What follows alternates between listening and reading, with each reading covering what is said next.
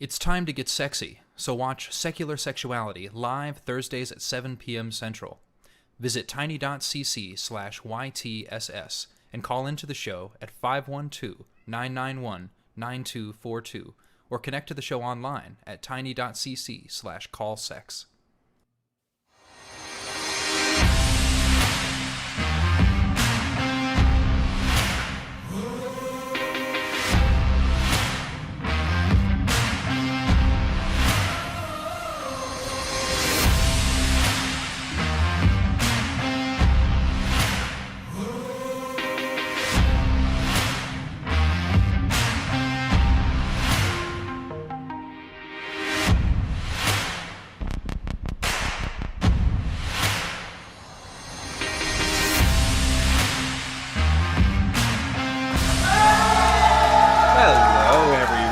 Welcome back to Talk Heathen. Today is Sunday, January 22nd, 2023. I am your host today, ObjectivelyDan, and joining me today is Jonathan Perceval Angel, Esquire. A lot of people don't know the P stands for Perceval. Sorry to dox you there, actually, Johnny. I didn't mean to do that. No, people, it's all right.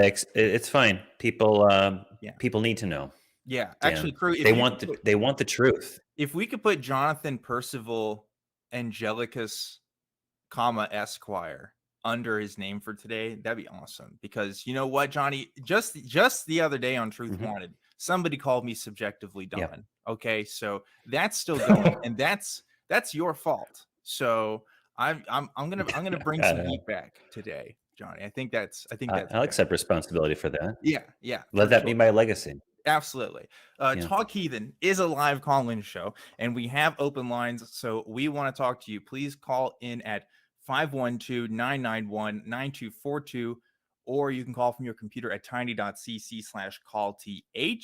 Talk Heathen is a product of the atheist community of Austin. It is a 501c3 nonprofit organization dedicated to the promotion of atheism, critical thinking, secular humanism, and the separation of religion and government. There's a couple different ways to support the show. You can support us on Patreon. That's tiny.cc/PatreonTH. You can click like on the video and subscribe to the channel, enable those notifications, comment below on your favorite caller, and you can also become a member. If you click the join button below the video, you'll get custom chat emotes and help perpetuate the mission of Talk Heathen in the atheist community of Austin. Lastly, below the live chat, we also have a fundraiser. 100% of the proceeds go directly to the ACA, so YouTube does not take any fees for that. Today's goal is $666, which is a totally random number that has no theological, historical, political associations whatsoever, right? So I don't know about any of them. Yeah, don't know about any of them. Johnny, you know, we've talked a lot about issues, philosophical, theological, political, on this show, but there's one issue that we haven't talked about so far, and is who would win in a fight, a trillion lions versus the sun? Okay, so you have a trillion lions against the sun. Now, well, it's a trillion lions, Johnny, right? I mean, because it's one sun. Yeah. And it's a trillion lions. So, like, that's a lot of lions. You know what I'm saying? Like, I can't fight a trillion. Can you fight a trillion lions? I can. Listen. No, but I'm not the sun. Johnny, I put on sunglasses. I'm good. You understand?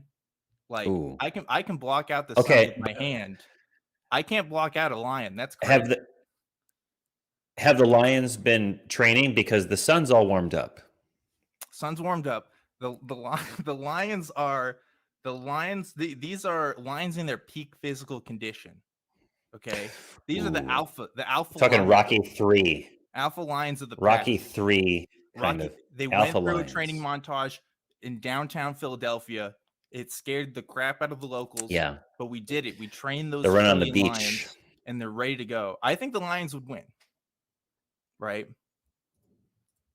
You don't? I'm going to put my money on the sun. You're gonna put your always bet on the sun. Okay, all right. Yeah. Okay. Well, I'll let the audience decide.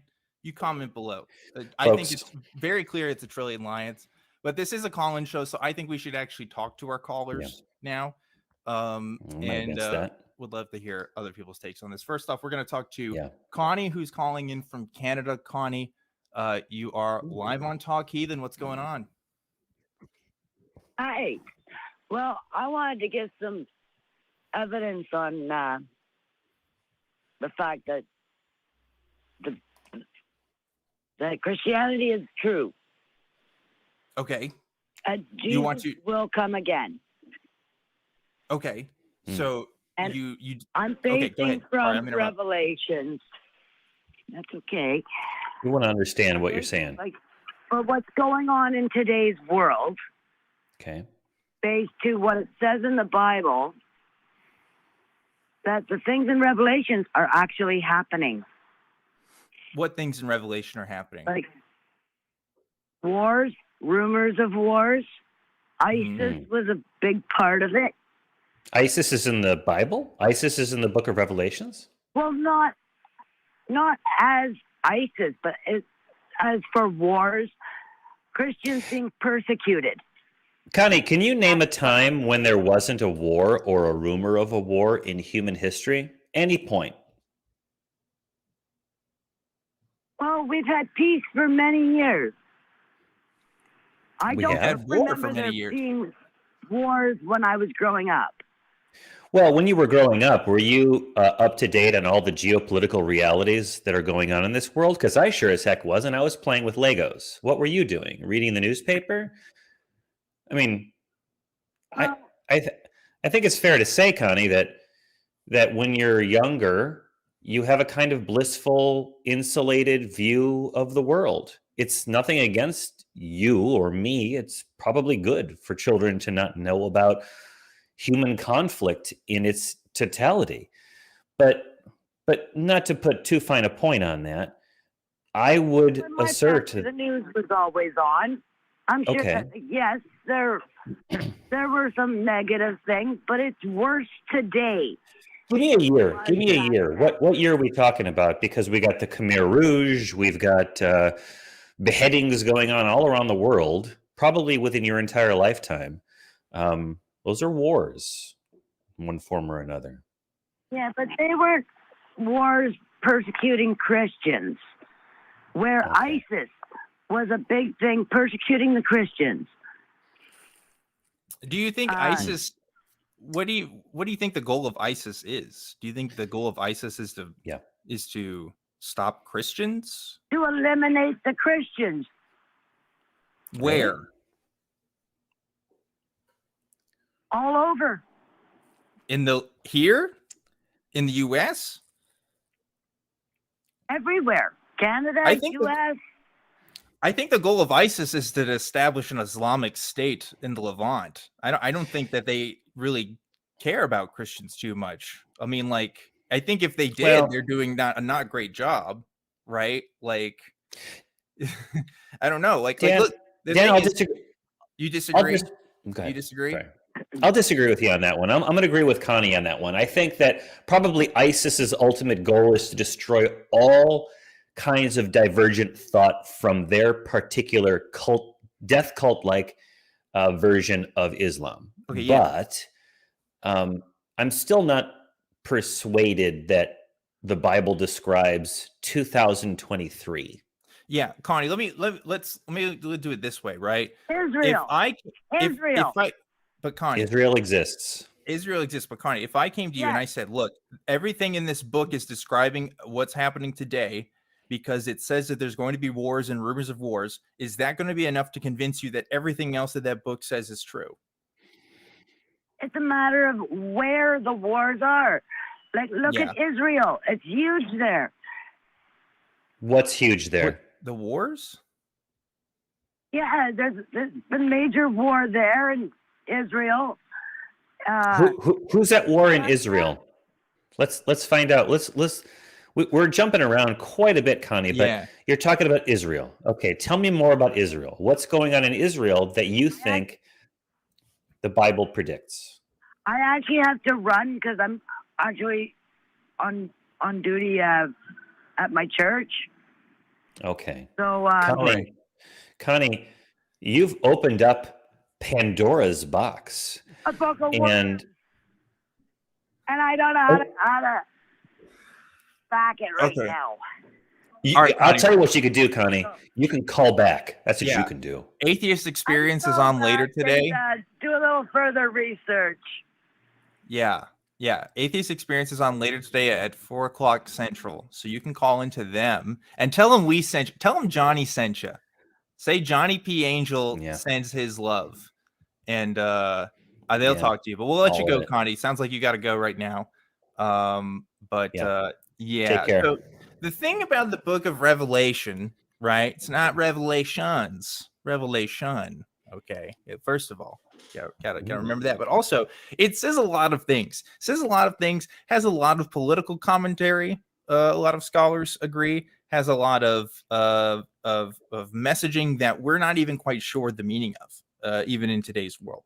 So if like the people who have been studying this book on a scholarly level can't really find any consensus on what the book is actually saying, I don't think we can describe it as, you know, a book that's talking about modern events. Because I think it's if it is talking about events, it's talking about events contemporary to the time of its writing. I think that's very clear. But also, it's like, again, when you talk about vague notions of, oh, there's going to be wars or rumors of wars and these things happening, as Johnny rightfully pointed out, there's pretty much always been wars, right? There's been more times in recorded human history of wars than there have been in peace, as far as I'm aware. So it's just not good enough for us to say, well, everything else in this book must be true because it has some predictions that are vaguely right. Yeah. And could I add to that too? And I don't think Connie was intending to do this, but there may not have been wars in Europe during my lifetime, or Connie's for that matter, or wars within the United States or Canada, or Mexico. But there have been wars throughout Asia, the Middle East, Africa, South America.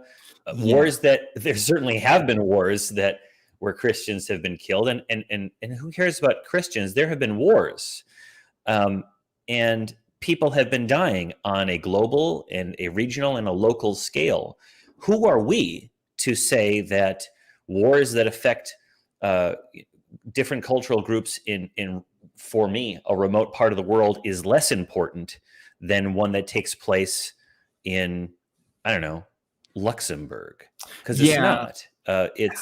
That's another thing too. I think there's this idea. So like a Christianity and like an ignorance of world cultures can sometimes go hand in hand. I saw a tweet when the war in Ukraine was first breaking out of somebody saying, "Oh, this is the first war, between a civilized nation like in my lifetime," or something, right? Or the invasion of a civilization. It's like, you're saying that because Ukraine's a white nation, I think, because like there's been lots of wars with lots of countries around the world, and you kind of just care because it's in Europe. Like it's and Bill Ashby, one of the commenters, rightly pointed out, no wars in Europe during Johnny's lifetime. Of course, that's not right. I'm not thinking about the wars, but there was it all the troubles up in Northern Ireland and different places like that.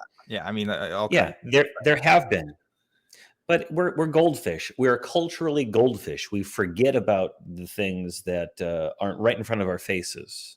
It's true. So it's true. And Connie, call back, Connie. And I've read the book of Revelation. I don't think it's talking about what's going on today. I really, really don't. But let's go ahead and move on. Actually, before we do that, just real quick, if you shop on Amazon, you can support the ACA at no additional cost to you. Simply visit tiny.cc/Amazon Smile ACA and designate the Atheist Community of Austin as your selected charity, and Amazon will donate a portion of their profit directly to the ACA. I heard that they're going to discontinue their Smile program pretty soon. I don't know when. So you guys should take advantage of that now while you still can, if you want to help us out. One other thing, we do have merch. We've got swag, t-shirts, hoodies, mugs, you name it. And as always, we have our limited edition shirts. This month has a lot of words on it, so I'm not going to read it all to you, but you should look at it because it's pretty funny.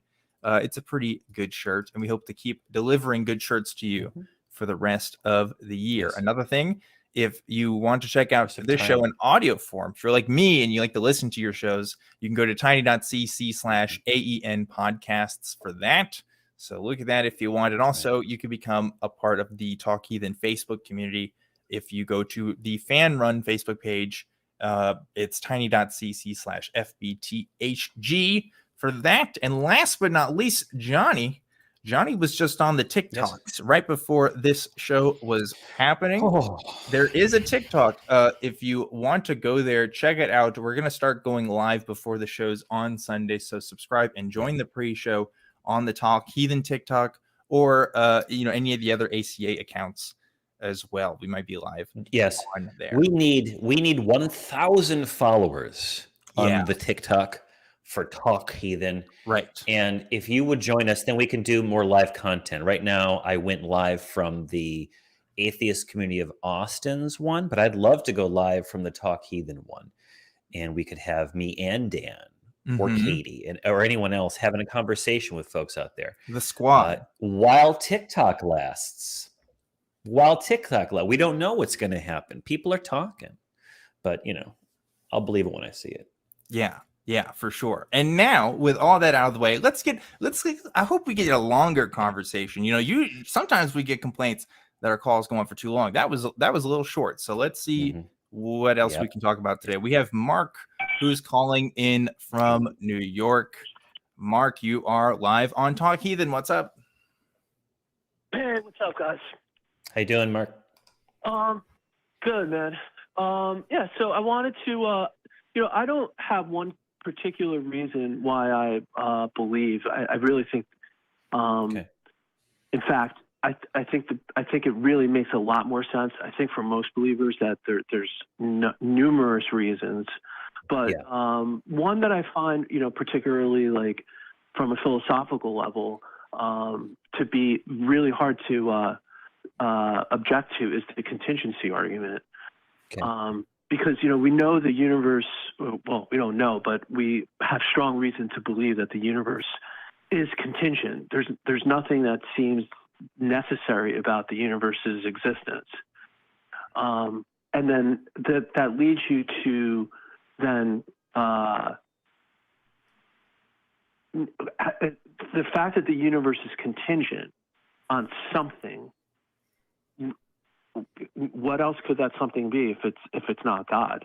Or at least, I guess in theory it could be something else, but you're at least justified in thinking that something is God. Why does the universe have to be contingent on something? Yeah. Well, if it's contingent, by definition, it is not self-existent. Right? What does that mean? Why is it contingent by definition, though? Well, I thought you were just asking me why does it have to be contingent on something else? Oh, I didn't ask you anything. No, you had said the universe has to be contingent, right? And I'm wondering why, because that's not something that I personally ascribe to, right? I don't understand fully what that means for the universe to be contingent. Yeah. What I think it means is okay. Well, I would answer that in a couple of ways. A direct answer is that what I think it means is, does it have to exist? Is there a possible world where there is no universe and there is nothing? If that's a possibility, then it's contingent. If it's not a possibility and it must exist, then it's necessary. Oh, it has to be one of the two options. Do we know that it's possible that other worlds? What if we can't know? Sorry, Dan. I said I wasn't going to do that. Do we know? Yeah, go ahead. No, I just because I get that there's I think I'm not a physicist, not even close. I understand when philosophers and physicists talk about the possibility of other worlds. My understanding is the understanding of natural laws to be different, right? What universes would look like if our natural laws were different. For example, if the speed of light was a different speed or something like that. So there could be the possibility of other worlds. I'm not even sure if any scientist out there is saying, oh yes, there has to be the possibility of other worlds. I mean, I think it still could be plausible. Again, I could be completely off base that maybe this is the only way the universe could be. And let's, even if we said, okay, maybe there is something to this universe that is unusual, and we don't know why, I still am hesitant to say, well, there has to be a creator for that, or there has to be a god, or anything close to that. Certainly not anything close to what's described in Christianity, at least historically, right? Like traditional Christianity. So, like, I don't know. I respect that. I want to point this out too. I respect that you said, well, there's multiple reasons why Christians believe. And I think that's an important thing to point out. In the structure of this show, we typically try to pick one thing at a time just for the sake of ease and flow and talking about it. But I appreciate you giving your perspective on this. But that I guess that's where I'm at, because like I don't know how that would convince me personally, if that makes sense. Yeah, no, it does. And I mean, I would say a couple of things towards that. One is I just wanted to distinguish the difference between the universe having these particular characteristics that it has, like when you mentioned the speed of light and some of the other initial conditions of the universe, or the parameters, the forces of nature. There's one line of thinking that you could have had a different universe, and we ended up with the one that we have. And so there's a question there about whether this particular universe is the only one. But what I was referring to was sort of a broader question was, could there just have been nothing? Like, is nothing a possibility? And maybe. I think most... Yeah. I don't know. Yeah, I mean, physically, you would think that, like, why not? You know, like, why couldn't there have been nothing? In fact, it almost seems simpler to think that that there was, you know, nothing, as opposed to the complexity of existence. It just seems to call out for an explanation, and the theist is at least justified in putting forth God as a metaphysical hypothesis. Well, I would say I think that the deist could be possibly justified in putting it out as a hypothesis, right? Theism and deism, and maybe you weren't trying to like make that distinction, but just to clarify, like, you know, deism being a force that could possibly exist as a greater to the universe outside of ourselves, theism being one that interacts with human beings and is active in our design, right? Even let's say that the universe was started by a god, the universe itself, if you look at it, there's nothing for human beings, or the way that our planets are aligned in our solar system, or the way that our galaxy is made, that has to suggest that design is implemented, in my view, right? It seems to me that all of our observations of the universe tend to line up with our ideas of cosmology and how galaxies have formed and how planets have formed, you know, seem to be describable by natural processes. We may not have a full explanation as exactly how it happened, but we're able to do so with enough prediction that when we look at parts of the universe, we can, with some accuracy, have an expectation of what we would see and then find it there, right? So there's some like predictability in that sense. So like, again, I could respect the idea that perhaps on some metaphysical level, the universe itself was started by some outside force. Okay, maybe, right? That's as far as you can get me. But describing what that force is, its characteristics, what it's interested in, what its relationship to us is, I think that is such a far cry away from what Christianity attempts to do, right? Christianity attempts to define what that God is, his characteristics, his relationship with us, his plan for us. And like, that's why I think using this argument for Christianity doesn't really hold much ground. And also, I don't think it's historical to what Christians have believed for centuries, but that's regardless. That's besides the point, right? Anyway, Mark, that's my... Mark, could I piggyback one thing on that? And I don't want to give you too much to respond to. I said I wasn't going to do this before the show because it happens. But if the universe, as you say, is contingent upon something that kicks it into motion, I don't think that it is effective to just assert that there is a kicker offer that is somehow exempt from that. All you've done is you've defined into existence an unmoved mover. Yeah. It isn't subject to the same rules as the universe because of reasons, because by definition it isn't. And I don't think you're trying to be deceptive in any way. I think our brains are function in a universe of cause and effect. And we are sophisticated enough to follow things backwards in time. Like I came from my parents came from my grandparents, and so on and so forth. And sorry, that therefore it must be that the universe itself came from something, but we can't go on forever. So we have to assert that there is a prime mover. Well, but we run into the same problem. Where did the prime mover come from? Oh, it didn't come from anywhere. It's always been.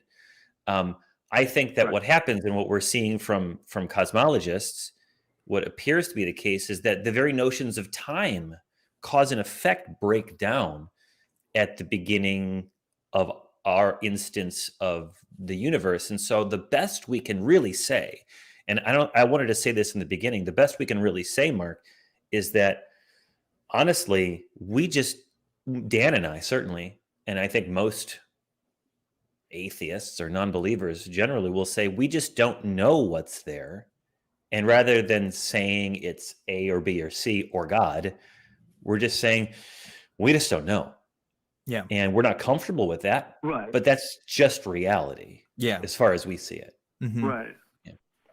So, and I appreciate that. And I think you are approaching it in an intellectually honest way. And I think that's important because I think, both sides sort of need to learn from each other. It's so easy to engage in self-deception. And so I do appreciate that.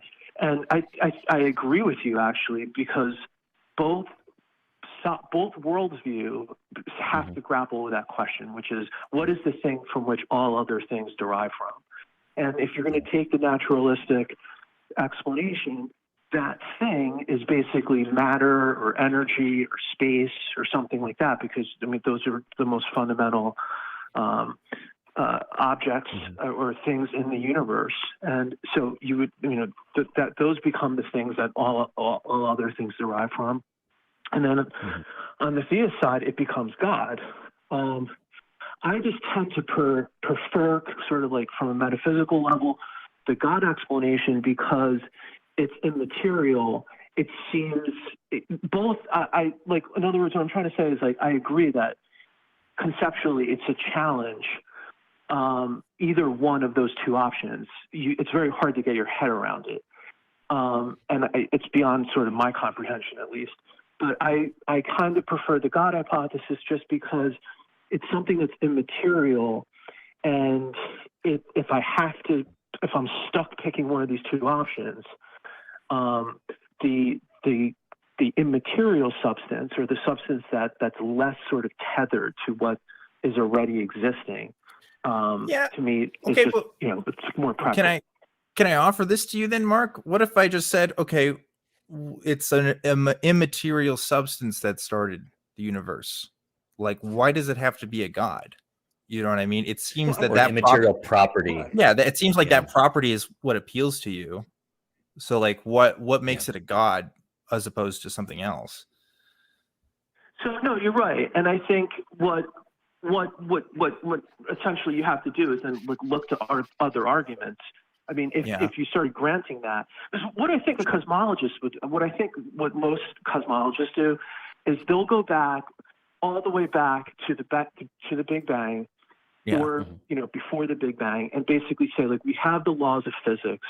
We can't explain. They're a brute fact. We can't explain where the laws of physics come from, and they just leave it there. They're like, we can't. That's the limits of science. We can't go any deeper than that. Yeah. But from a metaphysical level or from a philosophial level, you're still left wondering, like, well, where did the laws of physics come from? Like, it's not really. Yeah.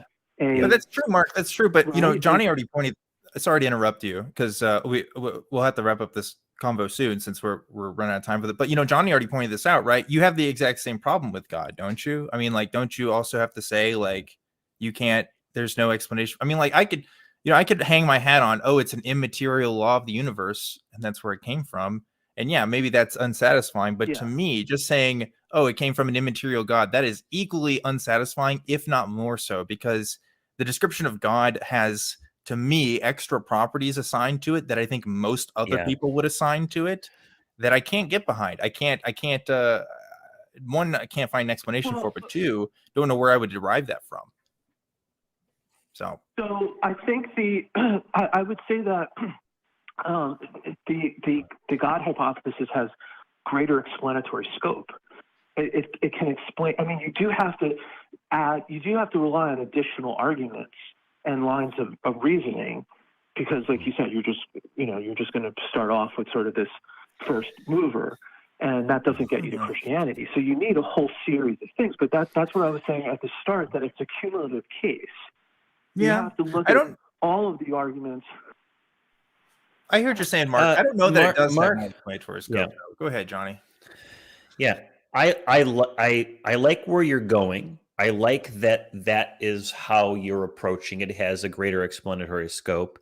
However, I'm with Dan. I don't think it does. I think you have added to the difficulties of the explanation. I do think that at its root, I don't want to discourage philosophical exploration, pondering, ruminating of the universe. I do think that as non-believers of metaphysical beings, of non-corporeal existent life forms in one form or another, that we are more comfortable with the very unsatisfying position of we don't know and we may never know, and not knowing something is antithetical to, I think, the human situation. We are problem solvers. We are mystery solvers. We are beings who have examined the smallest filaments of existence, and we've used that knowledge to bend it to make new technologies and sciences and medicines and what have you. But there may be a point that we can't go beyond because of the nature of physics, because of the nature of existence. That isn't to say that we should stop exploring. I think to keep on asking those questions, keep on doing that. But I just don't know if the old-fashioned arguments for the existence of God, and by old-fashioned I mean many thousands of years old, are the best route to learning more about the nature of the universe when we have deliverables from science. It tells us things not only about, cosmological theories or cosmological hypotheses have real world application that actually makes predictions, testable predictions in the real world that we can then use, like I said, to do some new thing. Mm-hmm. And it's not falsifiable, I don't think, that there is an unmoved mover. I'm not saying you shouldn't keep on exploring it, keep on asking the questions. I think you should, and I think you should call back, because we're after the same thing, Mark. We just maybe weren't where you're at, but I think this is a good conversation. I think you seem good conversation. We do need to wrap it up. I just want to end with this too. When we talk about the explanatory scope of creation, right? And I don't think you're a young Earth creationist, Mark, but I would use this example with a young Earth creationist, where I would say, okay, look, was the deer designed to run fast so it could run away from the wolf, or was the wolf designed to be fast and to have teeth so that it could get the deer, right? Like it doesn't make sense when you talk about it in those terms. When you talk about it as, oh, well, they both have evolutionary adaptations to adapt to their niche, and so there's a back and forth adaptive relationship, like that makes sense. You know what I mean? Like to Johnny's point, when we're talking about the explanation of natural laws to determine things, like that explains way more about the existence of life and how life functions here than a God does to me. I don't think a God makes sense. Why would a God have human beings exist for over 100,000 years, have civilization for about 10,000 of it, reveal himself about 2,000 years ago, and then, continue to say, like, that talking from a Christianity standpoint, that makes way less sense than just say, oh, we are here just by chance. Like, we literally are just here by chance, by the execution of natural laws to adapt to an environment, which technically isn't chance, but like You know what I mean when I say that? It's like, yeah, like it just, we are happenstance here more than we are deliberate placement. So, you know, that's what I think about when I think of this question. Anyway, sorry, I hate it when hosts, including myself, end the call when they speak. I'd rather have a caller end it, but we really do got to get going to talk to some other people. So anyway, Mark, I'll let you go, but call in again next time and we can continue this conversation. I hope what we're saying makes sense, because I think every human being who's ever thought about religion on some level has like thought about this in one way or another. It's like, okay, well, this kind of, where do we come from? Where does all this come from, kind of thing, right? It speaks to the human capacity to want to figure shit out, and it's frustrating because we can't. Yeah, you know, it is what it is, right? Well, we haven't yet. We haven't yet. Real quickly, I want to tell about a couple different ways to support the show, and then we'll show you guys a quick promo. After this episode of Talk Heathen, the newest episode of the flagship show, the ACA, the Nonprofits, will air at 3 p.m. Central Time today. So you can go to tiny.cc/YTNP to check that out. People will be posting links and stuff at the end of this show as well. And of course, the ACA wants you to know what's going on in the community. And so for that, we have an updated website. You can head to www.atheist-community.org, where you can learn about the organization itself, its policies, and how you can get involved. We are always looking for more folks in the crew. For example, we have a lot of folks who came here from volunteering, from going to that website. So if that's something you're interested in doing, check that out. And also, we want to hear. Can I add to that? Can I add to that, Dan? Yeah, add to it. Can I add? I know you. I sorry to interrupt your flow. You want to add to the ad? Add to it. I want to add to the mix me in, DJ. DJ Greg. DJ Dan. DJ Dirty. DJ Dan. I want to Dirty Dan and OD. I want people to send in articles send it to the nonprofits at atheist-community.org. Articles that are interesting to you about church-state separation, religious thought, magical thinking, pseudoscience, Christian nationalism. These kind of topics are interesting to us at the nonprofits, interesting to us generally at the ACA. It's kind of the reason why we do what we're doing, is because we want to get grab the bull by the horns. That's all I had to say. No, that just leads into my next thing here, which was that if people want to contact the show, the best email address to do it is tv@atheist-community.org. If you're not sure where you want to send your email to, that's a good one to go to, and it'll eventually find its way. So with that out of the way, we're going to show you guys a quick promo. Check this out.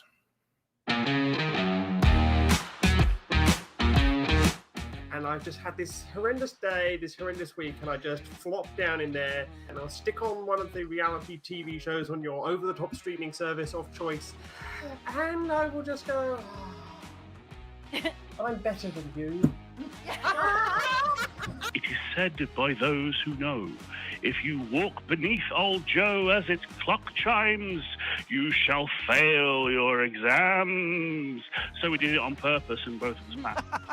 It's almost been an episode of, we've been bookended by religious nasties and had some quite cool people in the middle. It's been like a jerk sandwich with a lovely filling. I'm not saying that I am instantly friends with every trans person, or I have loads in common with every single trans, but there are people who are trans who that is the only thing we have in common. I hate them, but because we're both atheists and we're both trans, you know, we run in the same circles. Which is the spiritual faculty of our heart, and logic itself is a created transcendental category created by God that we can communicate with through our spiritual energy. Yeah, that was enough word salad to end world hunger, literally.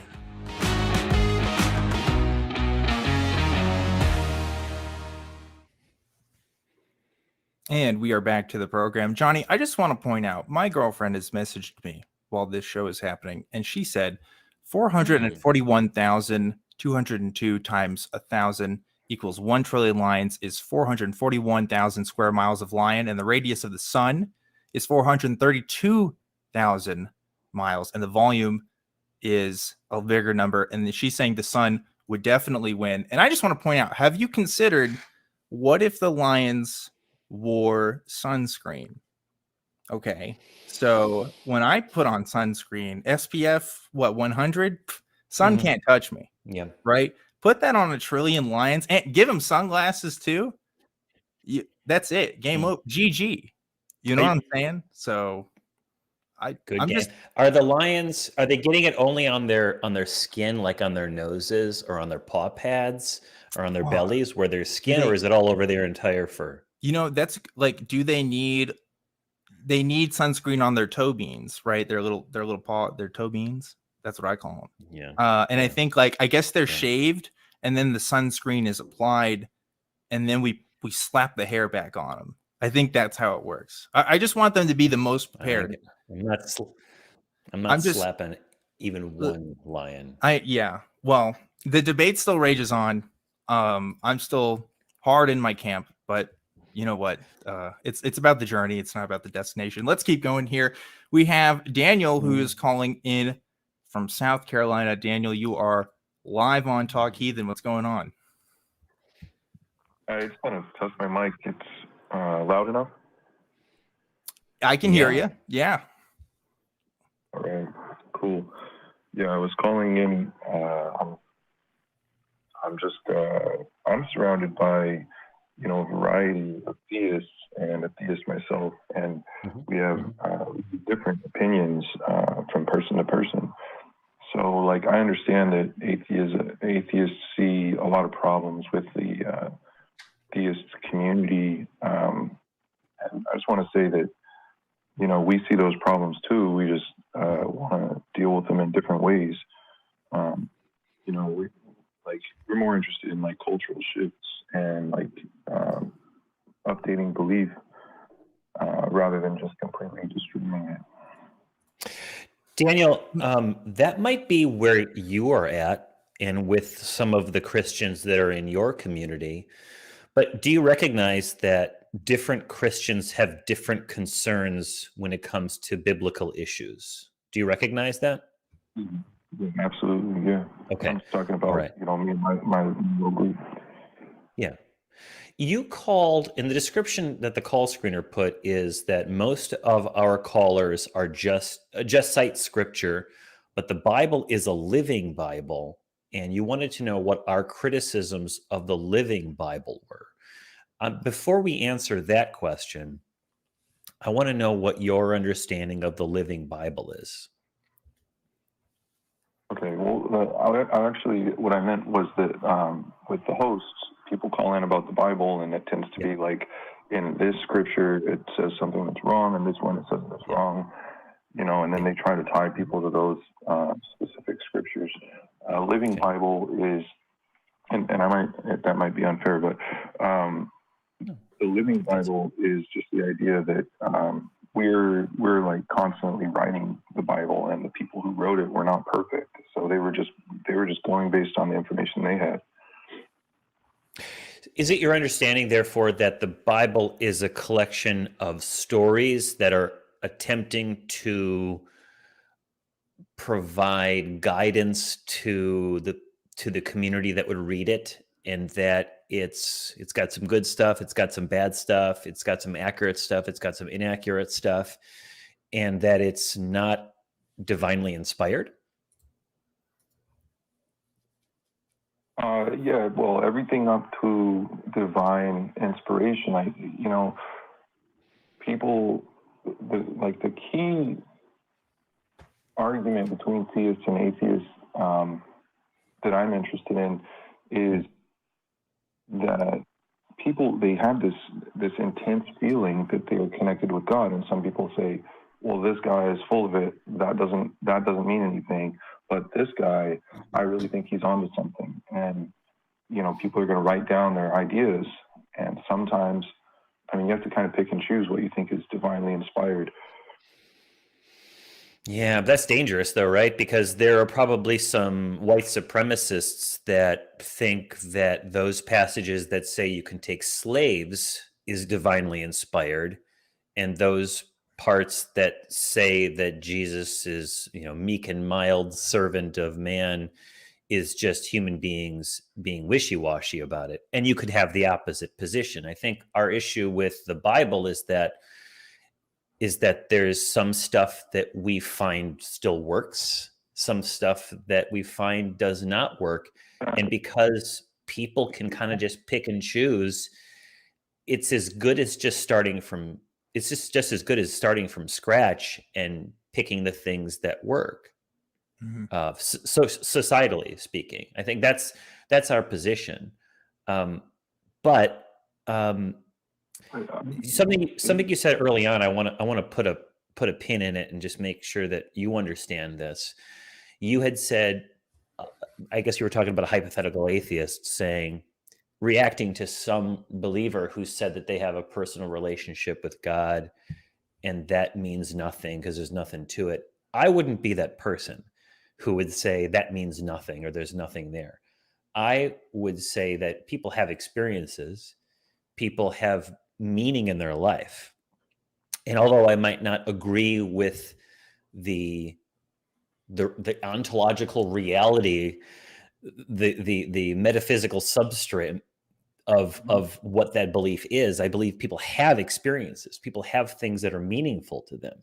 And that's important to me, that we acknowledge that people have experiences, that they have values, that they have things that are important, and that we acknowledge that when we engage in dialogue, because I can't just bulldoze over someone's belief in Allah and expect them to thank me for it.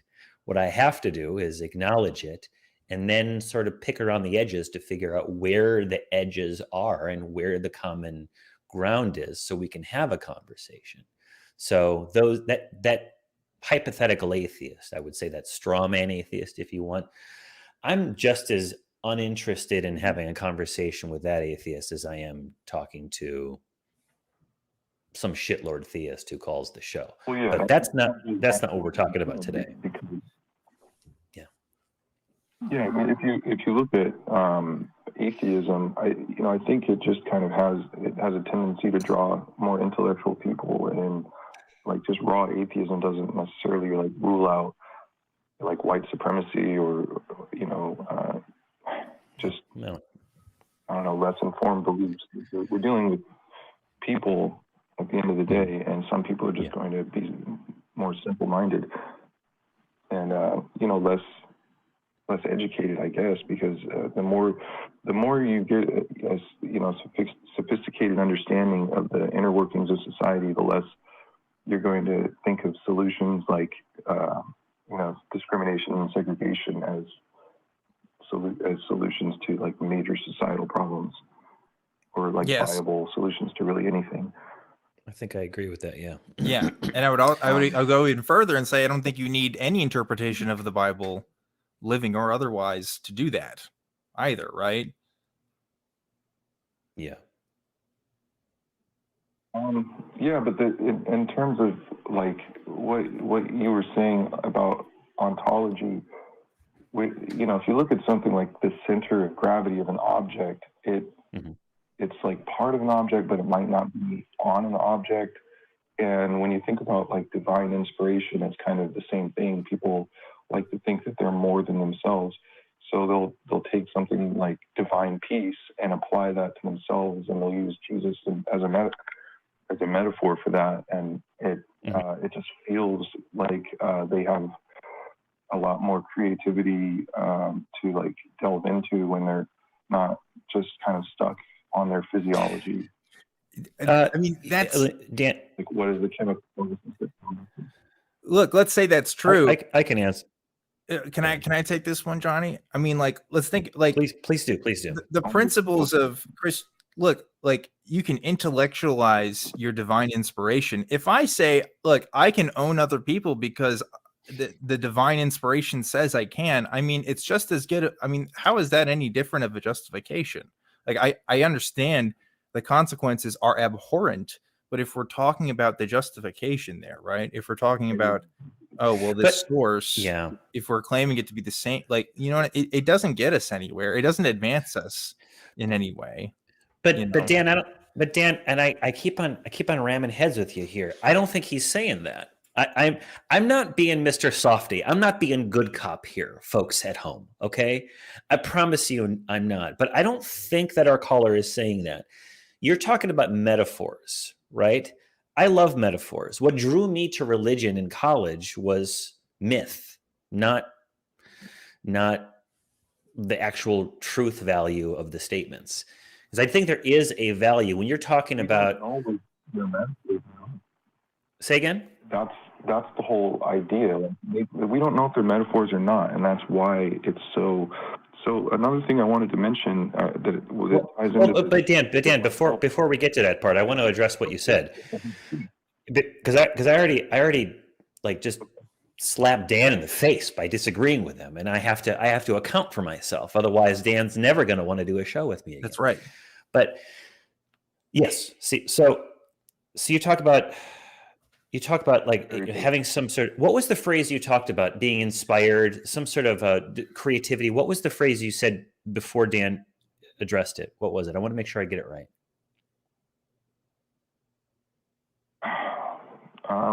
I just gave a metaphor that gravity is a part of an object, but it's not necessarily inside the object. So, okay, creativity. Okay, I think I know where it was. Think of it as something necessarily. Okay. Right? It might be like based on a symbol like Jesus and okay. Yeah. Yeah, you got me there. Thank you, Dan. I think you get the general idea. I do. I think that my personal experience, and probably Dan's experience and a lot of other atheists, is that we don't solely think about ourselves as a pile of chemicals or a simple biological organism.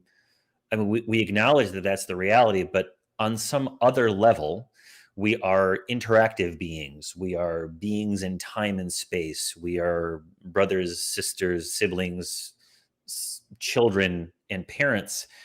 And we are creators of things. And you talk about, maybe looking outside ourselves for creative or peace or something like that. And you might use Jesus or God as an image of that. Non-believers might look at our relation of ourselves to society, to the human race, to life itself, as a kind of way to get out of our simple biological limitations. Luminous beings are we, rather than merely piles of chemicals, not this crude matter. And so as a metaphor, it works, but I don't actually think that I am humanity. But that's how I get outside myself. It's not merely an ego-based drive that I have. I'm stepping outside of myself and looking at my place in a greater whole. But that's metaphorical. It's not. But what I'm trying to explain is it might be something like physiological in the atmosphere of like a human being's surroundings that like literally kind of contributes to their consciousness, their reasoning.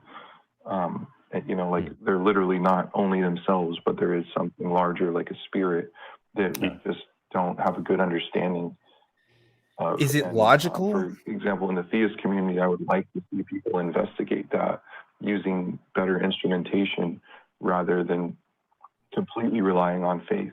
Although I do think that faith plays a strong role in kind of like bringing that out of your atmosphere.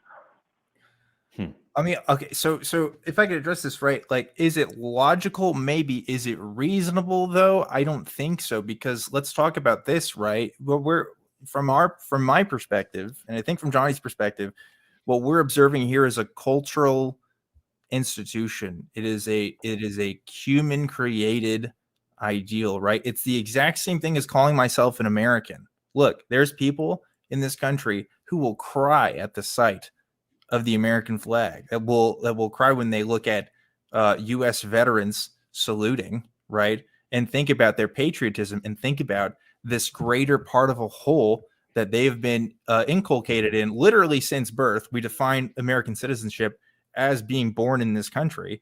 And that's something that is completely socially constructed, right? I don't think there's anybody that's going to say, maybe there's some people that would say, oh, this is some sort of divine Platonic ideal of being an American. That's something that human beings made, and yet we act on that assumption all the time. We find justification in ourselves doing actions, and even in our own personal narrative sometimes. Like Americans will sometimes say, yeah, we won World War II. I didn't do shit for World War II. You know what I mean? But like that cultural narrative is so large that we even include ourselves sort of in that plural. In the same way with Christianity, right?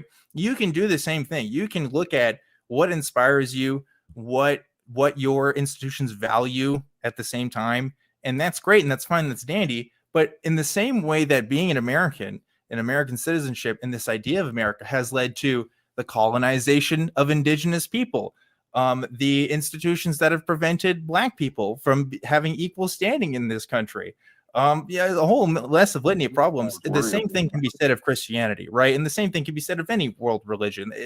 You can name the atrocities all day, but that justification, what at the end of the day, what I want to point out, isn't reasonable to use, isn't what we should be hanging our hats on. I think we should be looking at this a bit differently. I don't know if my answer made sense, but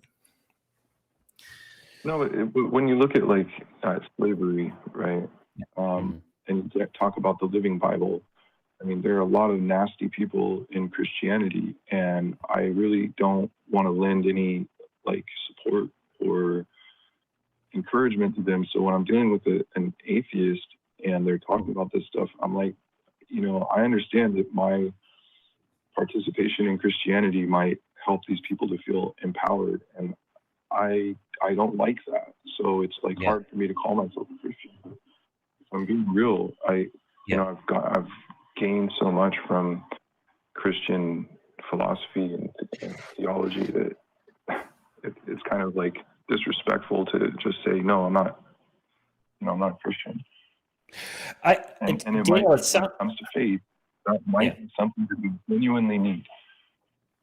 I don't think you owe anybody anything. I don't think you.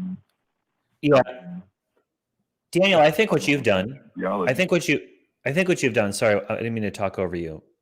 But I just did, and so I'm just going to go with it. I'm sorry, Daniel, but it's a delay. I think what you've done is you have taken the best parts. I would say what you've taken is the most humane, humanist parts of the Bible, the most compassionate, humanist parts of the Christian philosophy, and you've internalized it, and you've taken it and you've run with it. And when you see the other parts that are just as much there in Christian theology, and it's not limited to Christian. A lot of people are like, oh, they come down on Christianity so hard. Yeah, Islam's just as bad, and there's other religions that are just as bad, if not worse, in certain regards. You've taken the good stuff and you've externalized the bad stuff, and you're, I think, struggling with the bad stuff, but you need to understand that it's kind of part of a package, right? You can not have the bad stuff and just focus on the humanist parts. You're going to probably give up some of the more ethereal, non-corporeal, spiritual stuff, but you can also let compassion and common humanity and a love of life and living things be your group, be your in-group, and still keep all of the good things you've gotten, but you're not going to have any kind of, I think, justification for believing that those non-corporeal existences. Say again, sorry. We can agree on that, right? And what can we agree? Christianity and Islam not going anywhere. You need sects of these religions that are like living sects that have positive values that draw people in and don't lend credence to the dangerous extremes. Yes. I agree. Like, I want to. Religion is not. But Daniel, a difficult thing to do. Daniel, I would say that the progresses that Christianity has made is because of humanism, because of the Renaissance era forward. You know what I mean? It wasn't because of the ideals of the ancient peoples that practiced it first. It's the development, it's the progress that's been made. Because if we took the Christians that lived 2,000 years ago and stuck them in America today, and ask them to have a conversation with the Christians around here, I guarantee you they would find differences, right? It's because of that progressive, often most of the time secular development of the religious ideals that has come to where we see Christianity today. Sorry, Daniel, it's a little hard to hear you. I know we said we could hear you earlier, but you are a little bit low. So if you could speak up, that'd be great. Okay, if we went back like 2,000 years, we might find people who, probably the majority of people, we'd think, wow, these people are like barbaric. And on the other hand, there might be a few people who would, even by today's standard, be considered like extremely kind and peaceful. And I mean, that's just my view from traveling the world and meeting people from like demographics that I've been told all my life, like these are horrible people, but finding like these are the nicest people I've ever met in my life, you know? Yeah. Like there's one in every community, and I don't know why in the past it wouldn't be that way.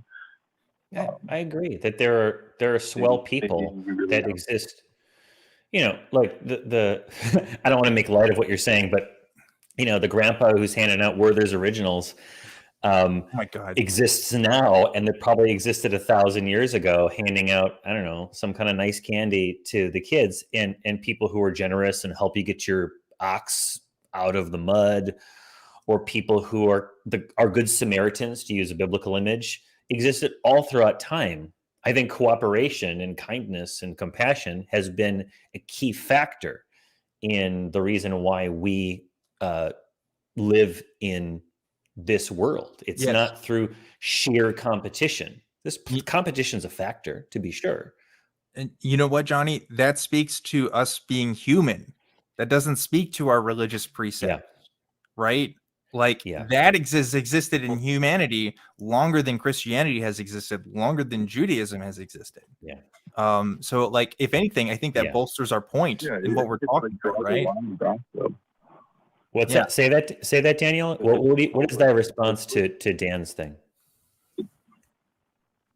It tells children who we are. Like it draws a line back, and like maybe like long ago, like how far back does it go? How important is it? How fundamental is it to like who we are? Like I think 2,000 years ago they would have seen this like almost like neuroscience today. You know? Yeah. Well, I guess that's a question you have to answer for yourself. But I'll tell you what I found the answer to be, because I went through a period of my life, I think I could say it's similar to yours, where I wasn't ready to use the atheist label, but I was ready to use like a progressive Christian label, because I was also embarrassed by the Christianity that I saw happening in the world, and I wanted to disassociate myself from that, but I still felt a cultural connection and ties to that. What I realized was that thing that I felt in me, my own sense of personal ethics, my own sense of morals, is one, a result of the systems around me, but also a result of my own life experiences. And the combination of that has brought me to who I am today. And ultimately, that's always going to be unique. The fact that Christianity may have played a part in it, that didn't mean I have to call myself a Christian. On top of that, there was also historical facts that Christianity talks about. For example, the resurrection of Jesus, that I couldn't actually say I believed anymore. So that also dissuaded me from the label. But the point is, I found myself, I now living comfortably with the label of a secular humanist or a sentientist. And I'm able to be okay. I can still recognize the roots and origins of who I am in my lineage. In that being that, everybody in my family prior to me was probably a Christian. But that doesn't mean I owe them anything. That doesn't mean it would be disrespectful because I dissuade myself of that label. It only means that like we're becoming better. And sometimes that means shedding what we had yesterday into what we can build, today. And to me, that's more important than keeping up a tradition. But we've talked about this for a long time. I think we need to go ahead and wrap this one up, if that's okay with you, Johnny, unless you had something else you want to say there. Yeah, I guess what I would say, the last thing I would say, but Daniel, what was that? Can I ask for just one more minute? Because I kind of want to push back just to make sure that you don't really miss the important thing in terms of faith that I'm talking about. it's very difficult to be faithful. It's like we have the same issue that the atheists have when you sit down and think that faith is actually important to growth. That like every single step, even just beginning to think about it, is difficult. But I think that actually might be something that is necessary to get to where theists want to go in terms of like their personal growth, you know, and understanding reality. I guess my definition is my question is, what is your definition of faith then? Like blind faith, like just the idea that you actually need to sit and believe that something is true without any foreknowledge.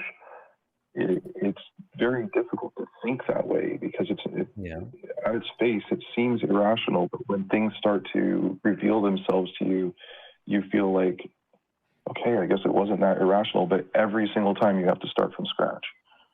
I don't, you know, like I don't. The further you get in your understanding of God, it all goes away as soon as you stop being faithful. Even for like 1 minute, and you have to start from scratch. Even if why do we need that?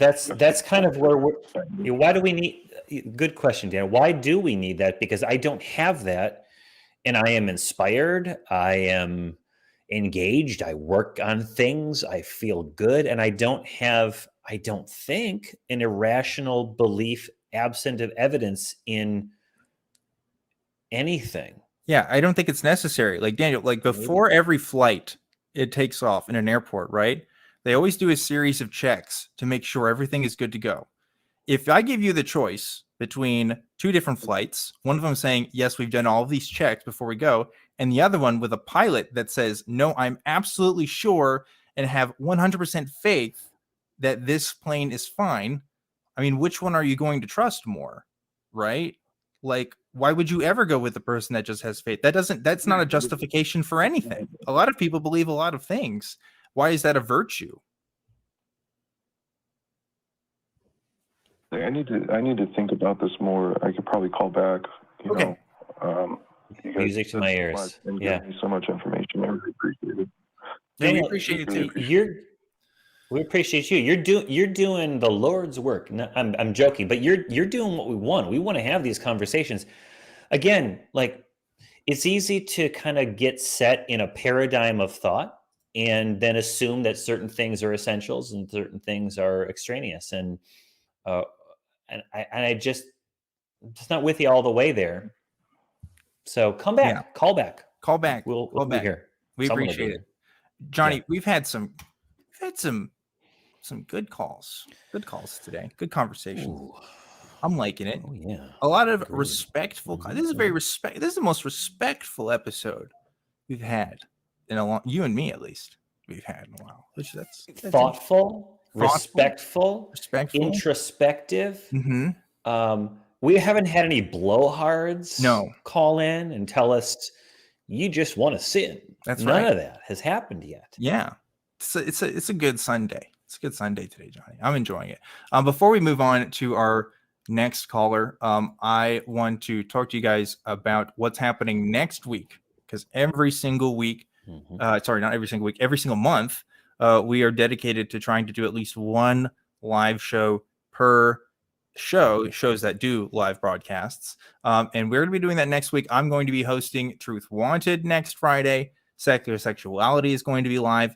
And I'm going to be hosting not only Talk Heathen, but also Atheist Experience. And I'm going to be in the library for all three of those shows. It's a triple for me. So if you like me, I'll be there. If you don't like me, might not be the best weekend to come out, but I will be there. And lots of other people will be there for Truth Wanted and Secular Sexuality. Doors open at 6:00 p.m.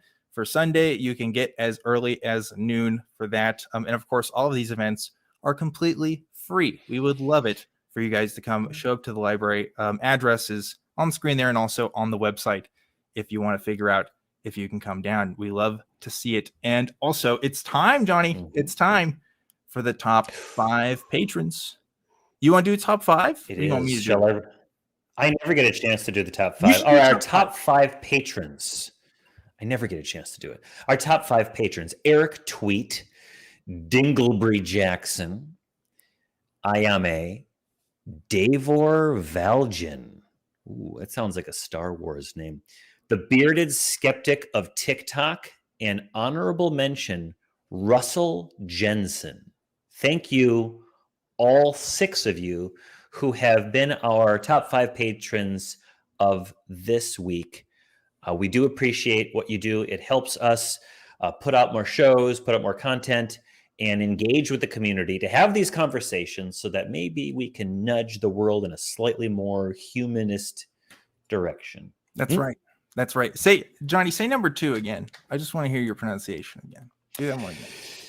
Dinglebury Jackson. Okay, see, you said it. You said Dinglebury. Dinglebury. What's up with that? That's Dingleberry, dude. Dinglebury. That's a Dingleberry. You know what a Dingleberry is, right? I do. God save the king. Do you? That's okay. why I say. Tell you what, go to Urban Dictionary after this program is done, and then come back to me, and you see what happens. Okay. Should I use my work computer? Yeah, definitely, 100%. Okay. But anyway, we do. got some more people that want to talk to us, Johnny. So let's keep the show rolling. We have Gabriel calling in from Canada. Gabriel, you are live on Talk Heathen. What's up? Hi, Johnny. Hi, Dan. How are you? Hello. Doing Gabriel. good. Doing We're good. Doing well. It's been a good Sunday. Yeah, I hope so. So what do you got for Hope us, so Gabriel? for you as well. What did yeah. Yeah, so I wanted to talk about solarpunk and maybe some secular spirituality or something like that. I don't know if you're familiar with the term. Even if we were, our audience might not be. So give us a rundown on what all that means. Solarpunk. Yeah, solarpunk Please. and secular spirituality. That's a combination of words I have not seen together before. So please enlighten me. Yeah. All right. So solarpunk, for those who are not familiar, it's like an aesthetic. It's a genre of fiction about futurism, in a future where we live in harmony with nature, and also with technology that further helps taking care of nature and furthering human development and all of that. It's like the optimistic version of cyberpunk, which is very dark. Yeah. It's cool. Shodan. I'm subscribed to the r/solarpunk subreddit, and they have very cool pictures of people like, riding wind sails and like doing cool space stuff, but like with a green twist to it. So it's very cool. Yeah, I like that. Sounds pretty good to me. This inspires me very much. Yeah. So So hypermilers, are they part of the solarpunk movement? What's in a way? Do you know what a hypermile? No. You know how they're hot rodders. We Yeah. love the hot rodders, don't we, folks? But there are hypermilers who will modify their cars to get maximum fuel efficiency. Oh, and that's the point of pride. That's cool. I guess so. Arguably, they shouldn't be in but it's they should still be in using public transportation. But if it's still using gas powered, I don't know if that makes it solar punk, right? I think it has to be a green. I think I'll use a bike if I were solar punk. Yeah. Okay. Well, moving on or though. a solar vehicle of some kind. Yes. Yeah. You also talk about secular spirituality. So what does that have to do with solar punk?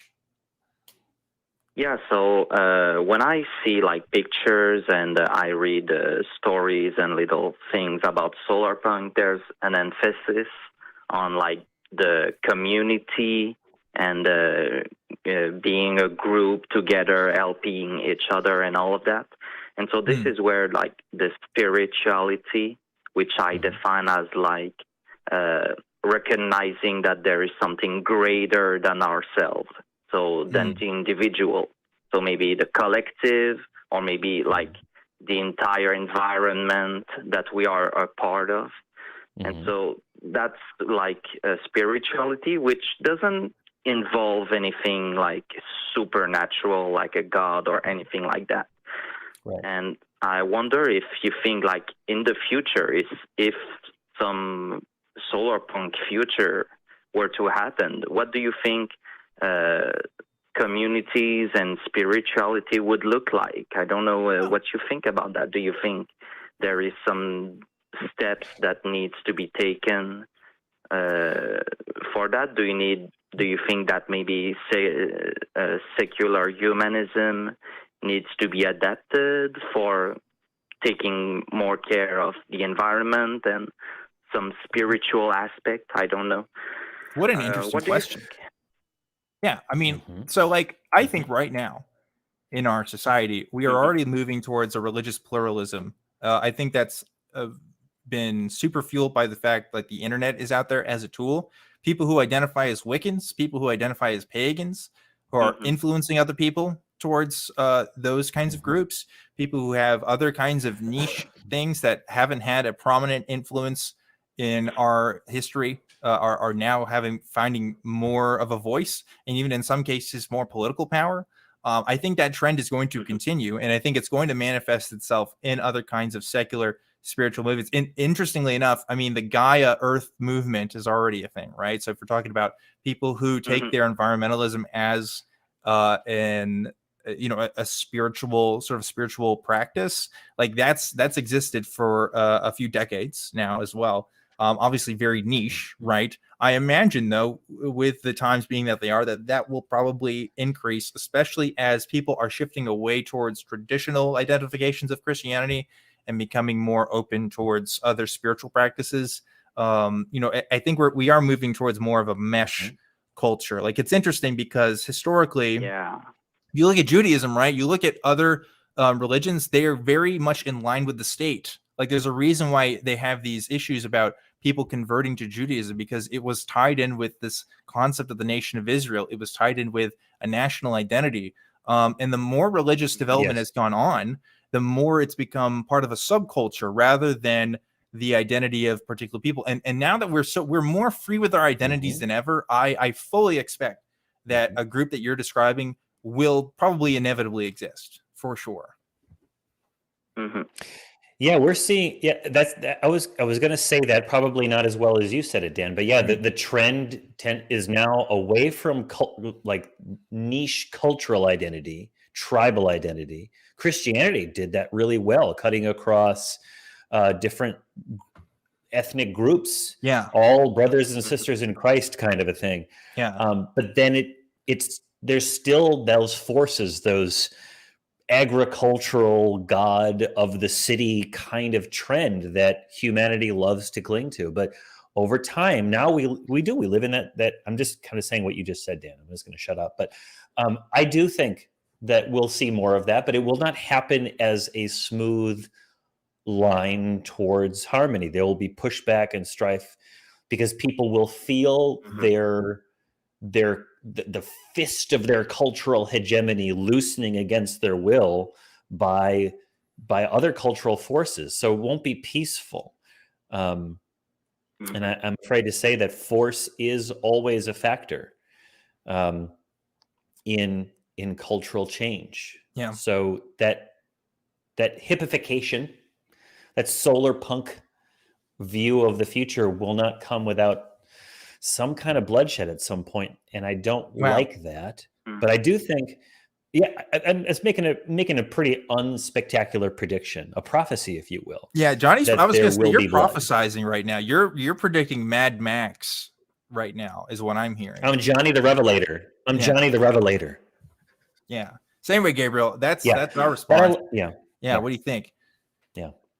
Yeah, I really liked your perspective. Do you think, like, in solarpunk, there's an emphasis also on technology, and it's really materialistic, but also, what do you think, like, it's blending also this spiritual thing, so materialistic and spiritual. What do you think about that? I want to weigh in on this one. The word spiritual is a problem, I think, in all of this, because unless we can come up with a really good definition that doesn't involve ghosts and ghoulies, there will always be room for a non-reality based sense of the human person as a part of a greater community. So I would want to anchor it in materialism in some cold, meat way, but more in a kind of a real world, a seeable world, a testable world. I would also be concerned about somebody made a comment about the Borg in there.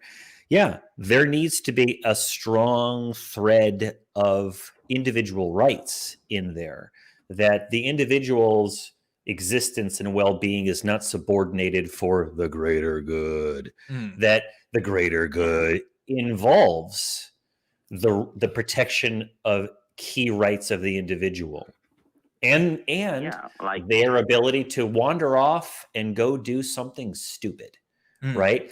That might not be good for them, right? But you know what, Johnny? That's always got to be a factor. I don't know. Here's the thought I had. I mean, like, when we think about the religious pluralism that's currently occurring across the world, even with the I mentioned neo-paganism and neo-Wiccan movements, there's still an appeal to tradition there, right? It's sort of this appeal to here's a history that you may or may not have belonged to, but still has existed. And by appealing to these traditions, you can kind of invent this new identity there. I think, like, it might make sense if a new religious, like, it seems to me like the ones that are gaining most traction today are the ones that at least have some history. They're not completely new. You know what I mean? There's ones that they can at least point to some sort of, and maybe that would have to be what an eco, centered movement like that would look like. Maybe it stems from a humanist movement, maybe a Christian humanist movement that says, look, we want to have a more of a focus towards environmentalism because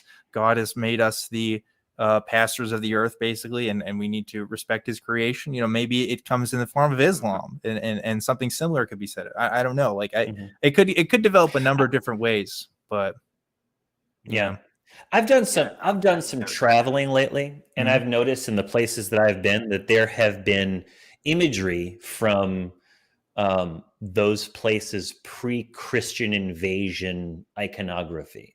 Yeah. And I do notice on social media, there are people who identify, perhaps tongue-in-cheek, perhaps with a kind of genetic pride of their own ancestors and the trials and tribulations that they went through. The neo-Vikings, or I'm a Viking, it's Viking Thursday, happy Thursday. And I see some people that showing pictures of beautiful imagery from the frozen north. And I think that if the appeal to one's ancestors and the hardships they went through, and that you are the product of it, first of all, it's very limited. I had a friend who was Irish, but just as German and Polish as he was Irish, but he was Irish, I think some hearkening back, recognizing that you are the result of your ancestors' hard work and screwing, as much as your own good deeds, it needs to be a factor. But maybe if we look at the past cultural traditions, almost like a mascot and less like a map to the future, right? Yeah. When I see, I was in Colombia recently. There's not much of a secret about that. On social media, I posted about it, and I would see a lot of images, even on public works, buildings of public works. They would have imagery from ancient style art would work its way into the School of Engineering, or in the sewage department, the land manhole covers would have some kind of ancient iconography worked into it, celebrating the rich ancestral culture of the people of Colombia and working it into their sewer manhole covers. But that kind of a thing where we're solar punks, but you have Indian heritage. Well, let's see some stuff there. And that's the kind of Star Trek future, I think, that everyone's kind of after. Like, cultures are all different, but we're all touching the common humanist core of it. And then to the extent that we're individual, it's usually just food and clothes, you know, Yeah. and maybe some songs. I don't Yeah. know. And, I and want those who are. Go ahead, Dan. I want Nazca of the Valley of the Wind. That's the future I want. Oh, Okay. There's a number one movie. That's the number one. See, there's a Studio Ghibli for you right there. Okay, that's my solarpunk future. But anyway, I think it's interesting. I think Johnny's descriptions are almost prescriptive. As I think he's saying about what you would like to see, which is interesting. I think my approach is trying to see what I think is realistically going to happen. Well, actually, I don't know if we'll survive the climate crisis. To be honest, I don't know if we'll make it to solarpunk future, but that's Dan's an infidel, and my people will wipe out his people, and we will establish the angel my race. way. Yeah, so it goes. Anyway, Gabriel, we're approaching the end of the show here. Any last thoughts before we wrap things up? Thank you for your perspective. I really liked Johnny's this mosaic that still forms the human experience, the human culture. I really like that. So thank you again for your perspectives, and have a nice Sunday. Oh, thank you, Gabriel. Thank you, Gabriel. Too. And may you have a nice Sunday, twice as long and twice as nice. Wow. What kindness, Johnny. What we've had a lovely Sunday together, Johnny. It's been a good show. You know, I almost don't want it to end. Dan, there are other forces at work in this world, Dan, besides the will of evil. The Force? Or like what? You? Who? No, not necessarily. Oh, okay. Well, I don't know what you're talking about. But anyway, just real quickly, I'd like to talk about ways, again, that you can support this program. First of all, I want to thank everybody for watching today's live show. Don't forget, we've got an episode of The Nonprofits that is appearing after this, a show that Johnny works on really hard. Okay, really hard. So go support. If you like Johnny, go watch The Nonprofits. I don't even know if you're in this one, but you should watch it anyway. Not as hard as I used to be, but we got fantastic producers that are working very hard on that. Doesn't matter. Yeah. You should do it.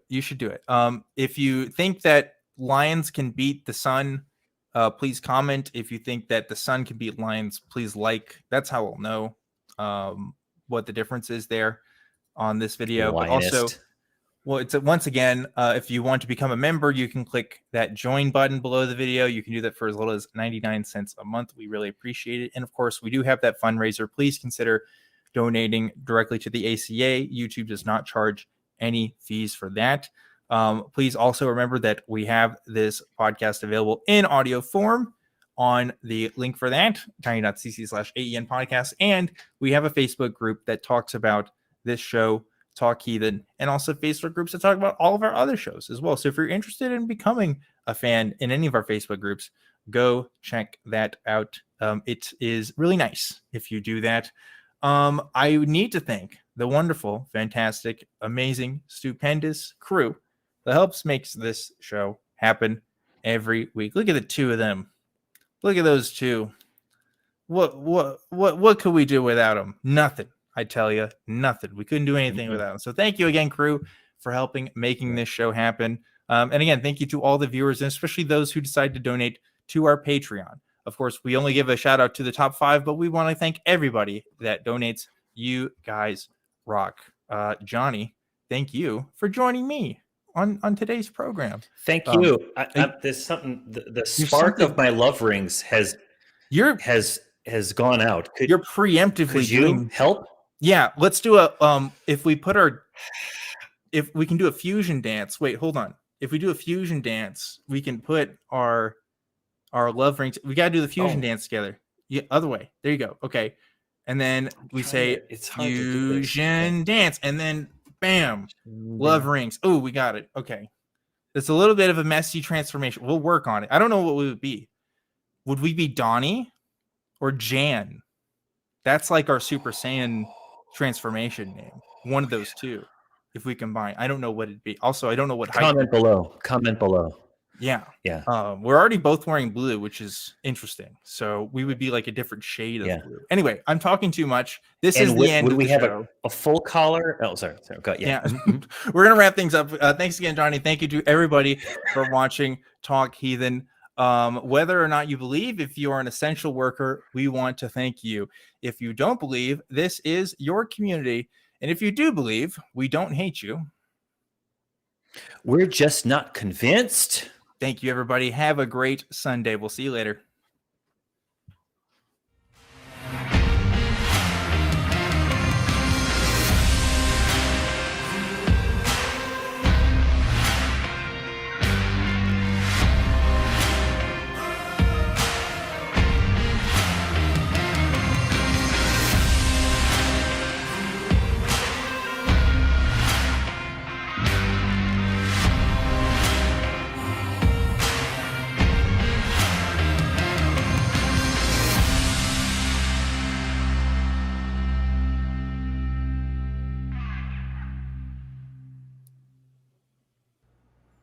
We want the truth, so watch Truth Wanted live Friday at 7 p.m. Central. Visit tiny.cc/YTTW and call into the show at 512-991-9242 or connect to the show online at tiny.cc/calltw.